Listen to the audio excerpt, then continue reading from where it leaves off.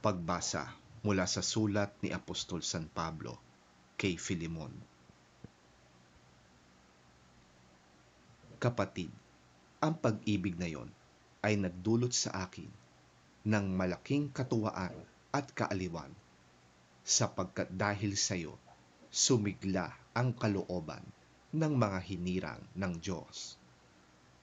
Kaya nga, malakas ang loob kong iutos sana sa iyo ang nararapat gawin bilang kapatid mo kay Kristo. Ngunit mas minabuti kong makiusap sa iyo sa pangalan ng pag-ibig. Akong si Pablo, na sugo ni Kristo Jesus, at ngayoy nakabilanggo dahil sa Kanya, ay nakikiusap sa iyo para kay Onesimo na aking anak sa pananampalataya. Ako'y naging isang ama sa kanya habang ako'y nakabilanggo. Dati, hindi mo mapakinabangan si Onesimo, ngunit ngayon, kapaki-pakinabang siya sa ating dalawa. Pinababalik ko na siya sa iyo kasama ang aking puso. Nais ko sanang manatili na siya sa aking piling upang siya ang maglingkod sa akin habang ako'y nakabilanggo dahil sa magandang balita, at sa gayon ay para na ring ikaw ang kasama ko rito. Ngunit ayokong gawin yon nang wala kang pahintulot upang maging kusa ang iyong pagtulong sa akin at hindi sa pilitan. Marahil nalayo sa iyo si Onesimo ng kaunting panahon upang sa pagbabalik niya'y makasama mo siya habang panahon, hindi lamang bilang isang alipin, kundi bilang isang minamahal na kapatid. Napamahal na siya sa akin, ngunit lalo na sa iyo, hindi lamang bilang isang alipin, kundi bilang isa ng kapatid sa Panginoon. Kaya't kung kinikilala mo akong tunay na kasama, tanggapin mo siya tulad ng pagtanggap mo sa akin.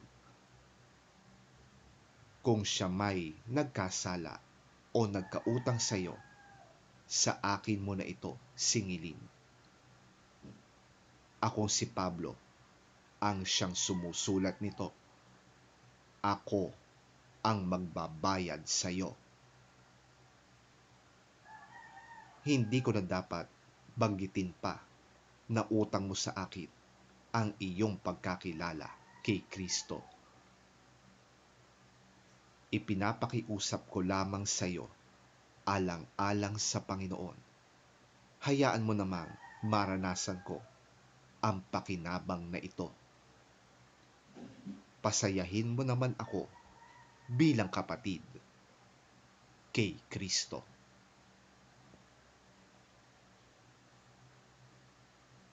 Ang salita ng Diyos. Salamat sa Diyos.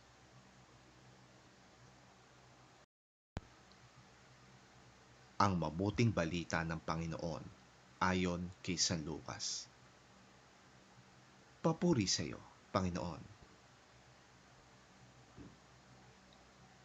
Minsan, si Jesus ay tinanong ng mga Pariseo kung kailan magsisimula ang paghahari ng Diyos. Sumagot siya, walang makikitang palatandaan ng pagsisimula ng paghahari ng Diyos, o wala ring magsasabing nagsimula na ito dito o doon, sapagkat ang totoo'y naghahari na ang Diyos sa inyo. At sinabi niya sa mga alagad, darating ang panahon na hahangarin ninyong makita ang isa sa mga araw ng Anak ng Tao, ngunit hindi ninyo ito makikita. May magsasabi sa inyo, naroon siya o narito siya. Huwag kayong pumunta at huwag kayong maniniwala sa kanila. Sapagkat pagsapit ng takdang araw, ang anak ng tao ay darating na parang kidlat na nagliliwanag sa buong kalangitan sa isang iglap.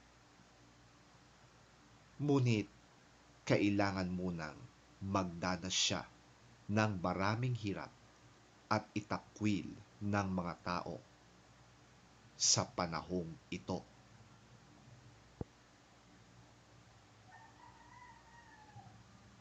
Ang mabuting balita ng ating Panginoon. Pinupuri ka namin, Panginoong Hesukristo.